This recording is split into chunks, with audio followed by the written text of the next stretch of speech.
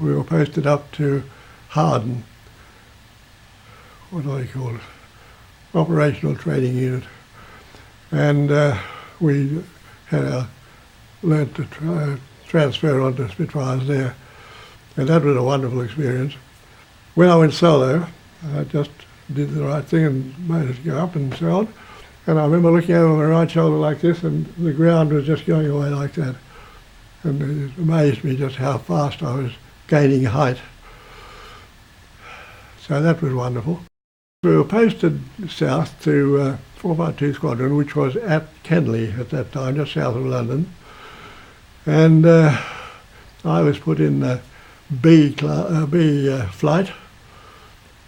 Bluey Truscott was the flight commander, and a hell of a good, easy bloke to know. And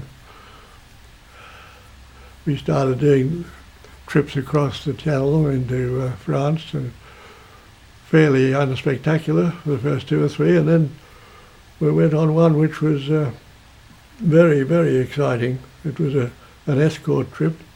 I believe there were 300 Spitfires in the air at that time, and we were escorting 25 twin-engined Havocs. They were called Havocs, A20 I think was their number, and they were going over to bomb some railway yards at Lille, which was a fair way into France for we Spitfire fellows.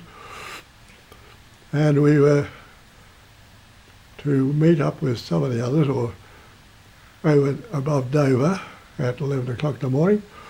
We got there, turned right and went across the Channel and over France, and somebody waggled his wings and we dropped off our 32-gallon extra tanks off the bottom. I was flying number 2 on our CO, who was Bob Bungay, and had been through the Battle of Britain, as I explained to you earlier. And that was typical of him. He'd get a new pilot. I'd never fired the guns. Had no experience whatsoever at all, and all I had to do was just stick to his tail so nobody else could get there, more or less. And I found myself in a very sharp turn to the left, right beside him. Now I looked up along my right wing, straight towards the sky, and I saw 2 aeroplanes coming straight towards me. And then smoke started coming out of the wings of the one that was closer, and then there were tracer bullets going all around me.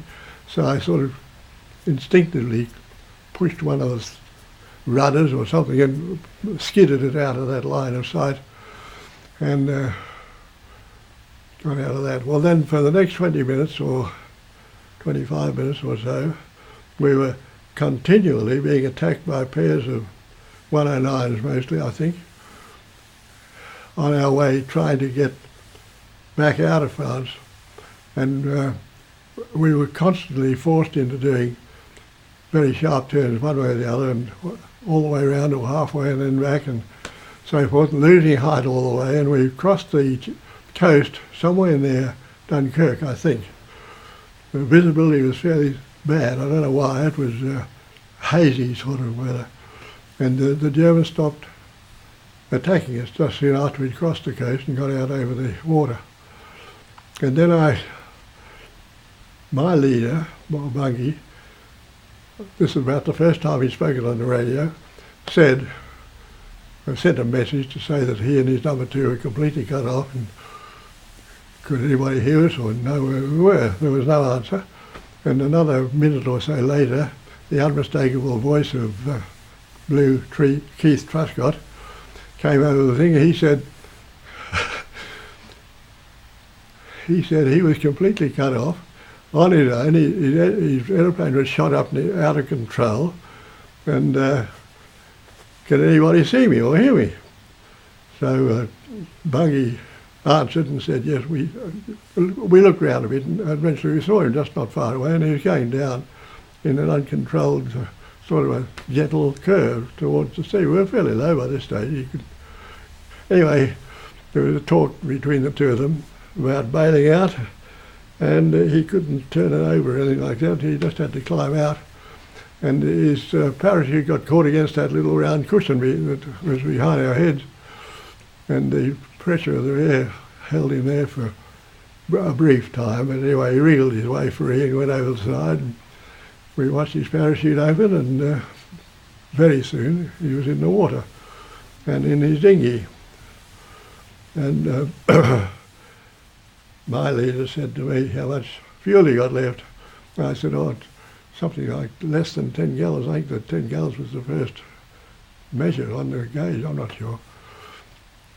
And he said, right, well, if you go down to just above the water, throttle back to very convenient economical cruising, and set your compass on such and such a course, he said, I think you'll be right.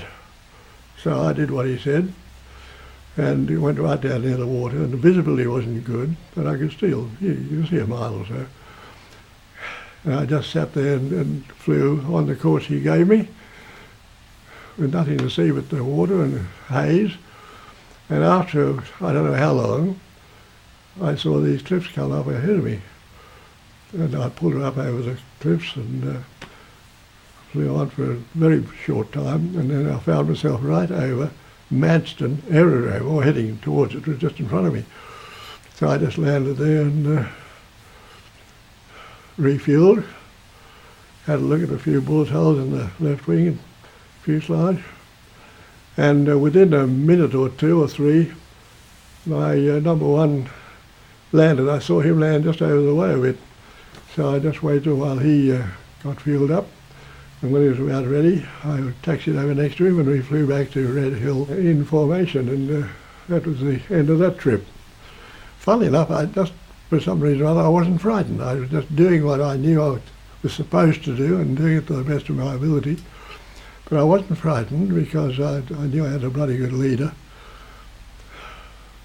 But I think that we were probably the only two, or the only pair in the squadron that stayed together on the whole of that trip. Most of them were called fighter sweeps over France, and the reason for them was to make the Germans keep a substantial number of fighter aircraft in the north of France rather than send them over to Russia, which needed them very badly. So we were just kept busy doing what they call fighter sweeps and these escort trips, such as the one I've described to you. And there were one or two others like that, but not quite so hectic, I'm glad to say. One, we went across to Cherbourg, I think is the name of the peninsula, sticking out into the Atlantic from France, and we went over there to escort some people to bombing. And I don't remember much about it except that it was fairly busy while we were just over there. But anyway, we set course for home, and Jack Morrison, who was a mate of mine, sergeant, flew up alongside me and said, Dave, this aeroplane's got a bit, what do you call it when it gets, he said it's shaking a bit or something, you know. Can you see anything wrong with it? And I was surprised to see that his rudder was almost completely shot away. So I didn't want to startle him at all. I just said, oh, you've had a hit, Jack, but she'll be all right. And when you're making turns to go in and land, do it all very gently and everything should be all right. And I didn't want to excite him or worry him. And he did all that and he got home perfectly okay.